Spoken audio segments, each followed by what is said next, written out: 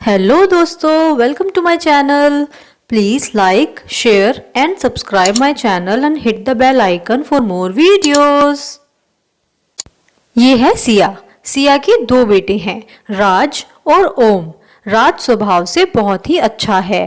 वह अपनी माँ की सारी बातें मानता है, लेकिन ओम स्वभाव से थोड़ा चिड़चिड़ा है और जो उसके मन में आता है बस वही करता है। एक सुबह दोनों भाई तैयार होकर अपने स्कूल के लिए चले जाते हैं। स्कूल में पहुंचकर टीचर उन्हें पढ़ाती है और पढ़ाने के बाद उनसे कहती है, बच्चों, कल सुबह हमें सबको पिकनिक पर जाना है, तो सभी बच्चे समय से स्कूल में आ जाएंगे। और पिकनिक पर आप सबको एक साथ रहना है, अकेले अकेले किसी को भी इधर उधर नहीं घूमना है और सबको टीचर्स के बताए हुए रूल्स को मानना होगा। सभी बच्चे खुश हो जाते हैं।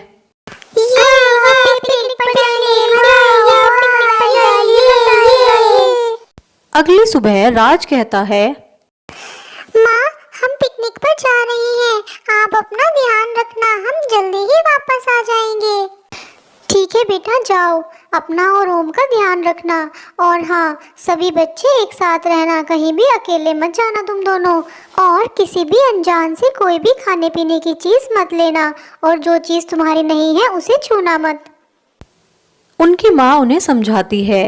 इस बात से ओम चिढ़ जाता है और कहता है, अरे माँ, कितना समझाओगी, हम छोटे बच्चे नहीं हैं, हमें पता है कि हमें क्या करना है और क्या नहीं करना है। यहीं पर हमें समझाती रहोगी तो हम लेट हो जाएंगे, हमें अब जाने दो। ओम, ये किस तरह से बात कर रहे हो तुम माँ से? वे हमारे भलाई के लिए ही कह रही हैं। और फिर दोनों वहां से चले जाते हैं। पिकनिक पर बच्चे बहुत मजे करते हैं। सभी झूला झूलते हैं, खेलते हैं और बहुत सारा फन करते हैं। बच्चों, ध्यान से खेलो, इधर उधर मत जाना। इधर ओम सबसे अलग सुनसान सी जगह पर आकर झूला झूलने लगता है। तभी वहां पर एक अजीब सी आवाज आने लगती है, लेकिन ओम झूला झूलता रहता है। तभी उनकी टीचर आवाज लगाती है, ओम, ओम, कहाँ हो तुम? जल्दी से इधर आओ, सारे बच्चे आ गए हैं। जैसे ही ओम नीचे उतरता है उसे एक शीशा पड़ा हुआ दिखाई देता है। पहले वह सोचता है कि इसे उठाऊं या नहीं, और फिर वह उस शीशे को चुपचाप उठाकर छुपा लेता है और वहां से चला जाता है। जैसे ही ओम बस के पास पहुंचता है, टीचर उसे कहती है, ओम, तुमसे मना किया था ना, कहीं भी इधर उधर अकेले नहीं जाना है। देखो, सारे बच्चे बस में बैठे हैं, सिर्फ तुम ही पता नहीं कहाँ घूम रहे हो। चलो जल्दी बस में बैठो। और इस तरह सारे बच्चे बस में बैठ जाते हैं और पिकनिक से वापस घर आ जाते हैं। घर पहुंचने पर उनकी माँ कहती है, अरे बेटा, तुमने तो बहुत देर लगा दी, मैं तो बहुत देर से तुम्हारा इंतजार कर रही थी। चलो, अब तुम थक गए होगे तो खाना खाकर सो जाओ। आज मैंने तुम्हारा मनपसंद खाना बनाया है। ओम कहता है, नहीं, मुझे भूख नहीं है, मैं बहुत थक गया हूँ, मैं सोने जा रहा हूँ, मुझे डिस्टर्ब मत करना। और इतना कहकर अपने कमरे की तरफ चला जाता है। अब जल्दी से बैठकर अपना शीशा निकालता हूँ। कितनी मजे की चीज मिली है आज मुझे, वरना कोई आ जाएगा और फिर मुझे बातें सुनाने लगेगा। लेकिन जैसे ही वो शीशा निकालता है, एक शक्ति से वह शीशे के अंदर बंद हो जाता है। बचाओ, बचाओ माँ, मैं शीशे के अंदर चला गया हूँ, मुझे बचाओ, मुझे बचाओ माँ, मैं अंदर चला गया हूँ। और ओम गायब हो जाता है और शीशा वहीं गिर जाता है। यह शीशा कोई ऐसा वैसा शीशा नहीं था, यह एक शैतानी शीशा था जो कि सभी को अपने अंदर बंद कर लेता था और उन्हें हमेशा के लिए अपना गुलाम बना लेता था। किसी को नहीं छोड़ूंगा, सबको मैं अपना गुलाम बनाऊंगा और शीशे के अंदर बंद कर लूंगा। ये तो बस शुरुआत है, अब देखना कैसे एक एक करके सब मेरे गुलाम बन जाएंगे और मैं सब पे राज करूंगा। किसी को भी नहीं छोड़ूंगा, सबको मेरा गुलाम बनना होगा। इधर बेचारी सिया रोए जा रही थी। रो रो कर उसका बुरा हाल हो गया था। तभी वहां पर मुनमुन चिड़िया आती है और कहती है, अरे सिया, क्या हुआ, तुम क्यों रो रही हो? अरे मुनमुन, क्या बताऊं, मेरा बेटा रूम में आया था लेकिन तब से वो गायब है और मिल नहीं रहा है। मुझे तो कुछ समझ में नहीं आ रहा है। इतने में मुनमुन का बेटा चुपचाप जाता है और वह शीशा उठाकर नीचे आ जाता है। तब मुनमुन कहती है, परेशान मत हो सिया, तुम्हारा बेटा जल्दी ही मिल जाएगा। और वहां से चली जाती है। सिया और उसका बेटा राज पूरा दिन ओम को ढूंढते रहते हैं, लेकिन ओम कहीं पर भी नहीं मिलता है। उन्हें ढूंढते ढूंढते रात हो जाती है। वह देखते हैं कि मुनमुन रो रही थी। अरे सिया, मेरा बेटा भी अचानक गायब हो गया है। वह बाहर खेल रहा था लेकिन अचानक यहाँ से गायब हो गया और ये शीशा ही बस यहाँ पर मुझे मिला। तभी राज उस शीशे को ऊपर ले आता है और अचानक उसमें से शक्ति निकलती है और राज भी उसके अंदर चला जाता है। राज, राज, ये मेरा बेटा शीशे के अंदर कैसे चला गया?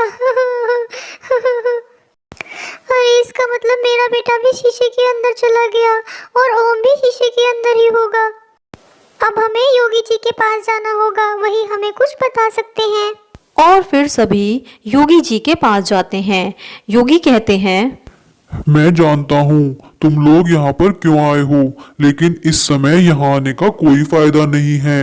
वह एक शैतानी शीशा है जो कि सिया तुम्हारा बेटा स्कूल में जहाँ घूमने गया था वहाँ जंगल से उठाकर लाया था, इसीलिए सभी उसके अंदर बंद हो रहे हैं। वह शैतान सबको अपना गुलाम बनाना चाहता है, लेकिन रात के समय उसकी शक्ति बहुत ज्यादा बढ़ जाती है, इसीलिए कल सुबह ही तुम्हें उसके पास जाना होगा। सिया, मेरे पास आओ, मैं तुम्हें कुछ बताना चाहता हूँ।